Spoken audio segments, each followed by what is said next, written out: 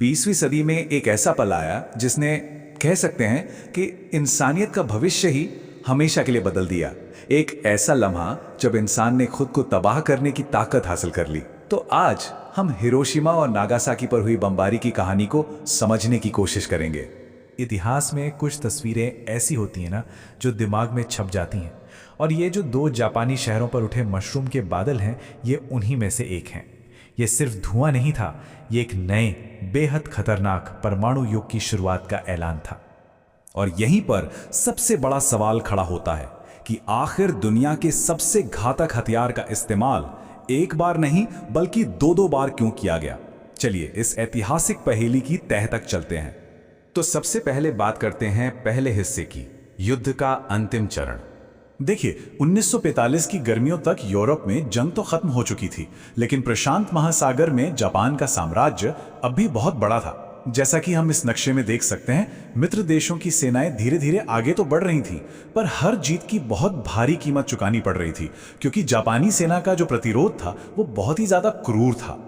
ये कोई आम युद्ध नहीं था। जापानी सैनिक सरेंडर करने को अपमान समझते थे और सचमुच आखिरी आदमी तक लड़ते थे। इवोजिमा का उदाहरण लीजिए, जहां 21,000 में से लगभग 99% सैनिक मारे गए। सोचिए, ओकिनावा में यह आंकड़ा 1,17,000 में से 94% था। इन भयानक लड़ाइयों की वजह से अमेरिका को भी अपने सैनिकों की भारी कमी होने लगी थी। तो जो पारंपरिक योजना थी वो थी जापान पर सीधा जमीनी हमला करने की। इस बहुत बड़े अभियान का कोडनेम रखा गया था ऑपरेशन डाउनफॉल। उस वक्त परमाणु बम का यही एकमात्र विकल्प माना जा रहा था। लेकिन सवाल यह था कि इस हमले की अनुमानित कीमत क्या होगी, और जो आंकड़े सामने आए वो चौंकाने वाले थे। अनुमान था कि अमेरिका के 40 लाख तक सैनिक हताहत हो सकते थे, जिनमें से 8 लाख की मौत हो सकती थी। और जापान के लिए वहां 50 लाख से लेकर 1 करोड़ लोगों की जान जाने का अंदेशा था। ये नंबर ये किसी भी पक्ष के लिए अकल्पनीय थे। और ये पोस्टर उस समय की अमेरिकी सोच को बिल्कुल साफ साफ दिखाता है। जनता और सेना दोनों ही इस लंबे और खूनी युद्ध को किसी भी हाल में खत्म करने पर तुले हुए थे। संदेश एकदम क्लियर था, इस काम को खत्म करना है।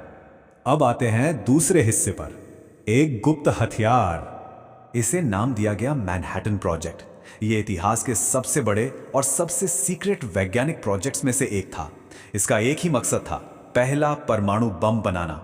लागत उस समय के हिसाब से $2 अरब से ज्यादा, और इसमें 1.25 लाख से ज्यादा लोग काम कर रहे थे। मजे की बात तो यह है कि उनमें से ज्यादातर को पता ही नहीं था कि वे असल में क्या बना रहे हैं। इस विशाल प्रोजेक्ट से 2 अलग अलग डिजाइन के बम तैयार हुए। पहला था लिटिल बॉय, जो यूरेनियम पर आधारित एक सिंपल गन टाइप डिजाइन था, और दूसरा फैट मैन, जो प्लूटोनियम का इस्तेमाल करने वाला एक कहीं ज्यादा कॉम्प्लेक्स इम्प्लोजन टाइप हथियार था। मतलब ये तबाही के 2 अलग अलग इंजीनियरिंग नमूने थे। तीसरा हिस्सा, लक्ष्य हिरोशिमा। वो फैसला कैसे लिया गया? जुलाई 1945 में घटनाएं बहुत तेजी से घटी। 16 जुलाई को न्यू मैक्सिको में पहला परमाणु परीक्षण सफल रहा। फिर 25 जुलाई को 4 जापानी शहरों पर बम गिराने का आदेश जारी हो गया। 26 जुलाई को मित्र देशों ने जापान को बिना शर्त सरेंडर करने की चेतावनी दी, और 28 जुलाई को जापान ने उस चेतावनी को नजरअंदाज कर दिया। बस हिरोशिमा का भविष्य अब तय हो चुका था। और ये है वो असली दस्तावेज। सोचिए कैसे एक ठंडी सरकारी भाषा में इतिहास के सबसे विनाशकारी हमलों में से एक का आदेश दिया गया था। इसमें 509वें कंपोजिट ग्रुप को अपना पहला विशेष बम गिराने का निर्देश है। विशेष बम, इतने बड़े विनाश के लिए कितना साधारण सा शब्द है ना? चौथा हिस्सा, विनाश और आत्मसमर्पण। 6 अगस्त 1945 सुबह के 8:15 एनोला गे नाम के B-29 बॉम्बर ने लिटिल बॉय को हिरोशिमा शहर पर गिरा दिया। बम को शहर के ऊपर फटने में ठीक 44.4 सेकंड लगे, और यह था नतीजा। एक पल में एक पूरा जीता जागता शहर मलबे के ढेर में बदल गया। धमाके का दायरा तो लगभग 1.6 किलोमीटर था, लेकिन उसने 11 वर्ग किलोमीटर के इलाके में आग लगा दी। ये पूरी तरह से तबाही थी। इस कयामत के बीच एक ढांचा खड़ा रहा। ये इमारत जो धमाके के केंद्र से सिर्फ 150 मीटर दूर थी, आज जनबाकू डोम या ए बॉम्ब डोम के नाम से जानी जाती है। उस दिन की भयावहता की एक खामोश गवाह। ये विनाश सिर्फ इमारतों का नहीं था, ये इंसानों का विनाश था। धमाके की तेज गर्मी ने लोगों की त्वचा को जला दिया था। इस तस्वीर में एक जिंदा बचे इंसान की पीठ पर उसके कपड़ों का पैटर्न हमेशा के लिए छप गया है। ये परमाणु हथियार के क्रूर मानवीय असर का एक दिल दहला देने वाला सबूत है। आंकड़े भयावह हैं।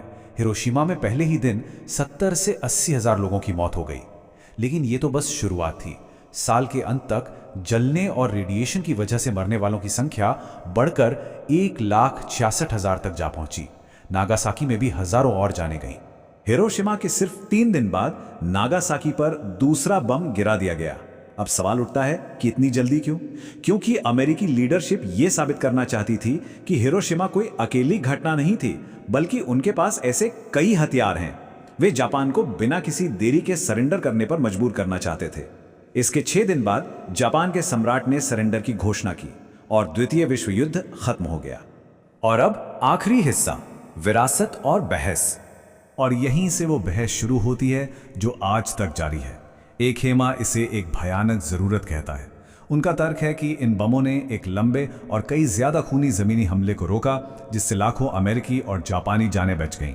वहीं दूसरा खेमा इसे एक युद्ध अपराध मानता है। उनका कहना है कि जापान तो पहले ही हार की कगार पर था और आम नागरिकों पर ऐसे हथियार का इस्तेमाल करना नैतिक रूप से कभी सही नहीं हो सकता। तो आखिर ये क्या था, एक भयानक जरूरत या एक युद्ध अपराध? इस सवाल का कोई आसान जवाब नहीं है। ये इतिहास के उन पलों में से एक है जो हमें ये सोचने पर मजबूर करता है कि जीत की असली कीमत क्या होती है और अमन कायम करने के लिए इंसानियत किस हद तक जा सकती है। ये सवाल आज भी उतना ही जरूरी है जितना 1945 में